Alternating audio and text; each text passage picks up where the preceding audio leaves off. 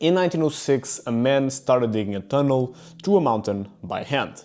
It took him 38 years in total to finish this tunnel, and for 24 of those years, he did it knowing it was pointless. While mining for gold, William Burro Schmidt was faced with a problem. There was a dangerous ridge between where he mined and where he needed to get his ore across to the smelter. This was a path that he could not get across with the use of his 2 donkeys that helped him carry the load of the materials, ore and instruments that he used for mining. And so he decided that he would make a tunnel straight through the mountain, creating a safer path connecting where he mined to the coast where the smelter was at. And so this is how one of the craziest feats achieved by any single person, in my opinion, came to be. William Schmidt simply needed a path. It came out of necessity and out of utility. It was never imbued with great purpose behind it or meant to be a great testament to the resilience of humanity. It was simply a man that needed a solution to a problem that he had. And so, equipped with nothing but a pick, a shovel and dynamite, he started to hack and explode away at the mountain. And thus began a project that would take a lifetime. With no one to help him and limited tools, he had to know that this would take decades. But even so, he decided to do it. William Schmidt would move 5,800 tons of rock. That averages around to 450 kilograms a day. It took him 70,000 hours to finish the 800-meter tunnel. This meant that on average he advanced 5 centimeters a day. During the summers he would work as a farmhand in order to be able to afford the supplies required for his work. And during the fall and winter he would dig. Several times he hurt himself with the explosions he used in the tunnel. This happened because he refused to buy longer fuse dynamite that was a bit more expensive. And so with the shorter fuse dynamite, it often didn't leave him enough time to run away after initiating the explosion. He would mend his clothes with used flour bags and fix his shoes with smashed tin cans. Locals nicknamed him Jackass Schmidt because of his strange behavior and appearance. But later on he would adopt the nickname Burro in honor of his 2 donkeys, or burros in Spanish, that he rescued and kept him company during this project. The tunnel, however, was a complete secret, and people would only come to know about it in its completion. Now, at first glance it seemed that there were a lot more practical options than the one that he ended up choosing. But when you really look into it, you realize that every single option was more practical than the one that Burro ended up going with. He could have simply relocated to another place. He could have started mining in that different place. He could have taken a longer route from the mine that he was already at. Or he could have simply swapped careers and dedicated himself to being a farmhand. Now, all of these options are bothersome and time-consuming, but they don't even come close to the effort and time that digging the hole through the mountain took. Why he decided on the most inconvenient approach is a mystery that only God and Burro himself could answer. But in this mystery, I find a strange sense of admiration for William Schmidt. When no one even considered that digging through the mountain was an option, he placed it as his first choice. Before him, no one even considered that instead of adapting to the mountain itself, they could change the very terrain and circumstances that were placed upon them. Sure, it may have seemed insane to do it, but it was still a possibility, as Burro will come to demonstrate. But this isn't even the craziest part about Burro's story. In 1920, a road was built from Last Chance Canyon to Mojave. This meant that he could now safely get the gold across using his donkeys. The problem had been solved, and the tunnel was now pointless. The thing he had been working on for 14 years up until this point was now demonstrably useless. I think this would have demoralized anyone, and the obvious decision was to give up the whole project. But this is not what Burro did. Burro, on the other hand, didn't seem to care. It's like this event didn't even register into his own mind. He simply kept on going with the project as if nothing had ever happened. To him, it wasn't really about the practical use of the tunnel anymore, not after 14 years.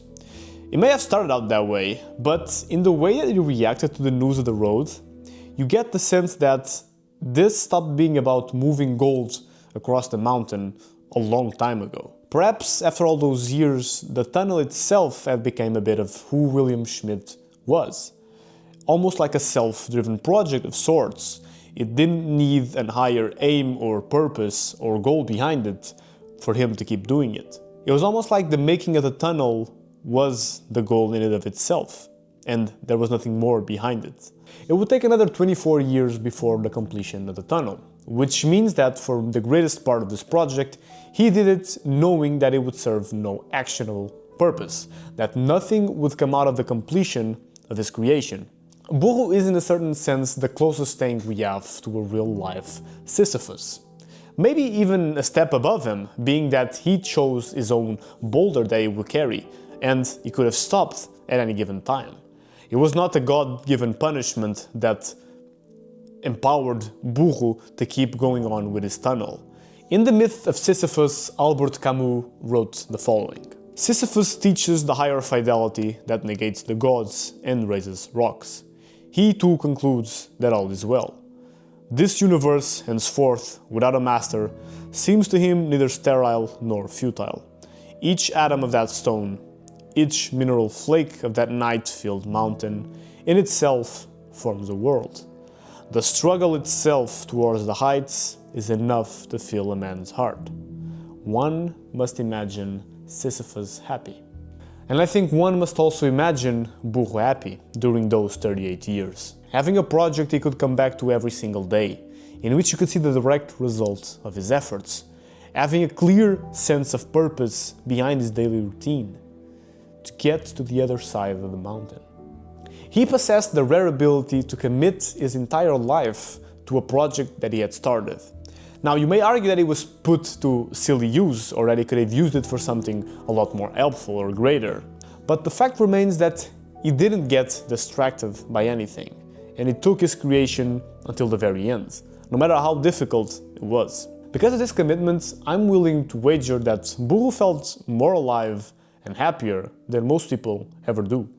In the conscious sacrifice of all other pursuits, the one he chose was imbued with remarkable purpose. And so, how many of us can actually judge William Burro Schmidt then?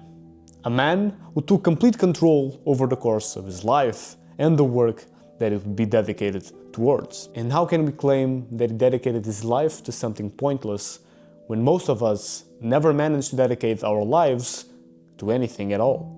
Whatever we decide to commit ourselves to will be imbued with meaning through the sacrifice of the alternatives.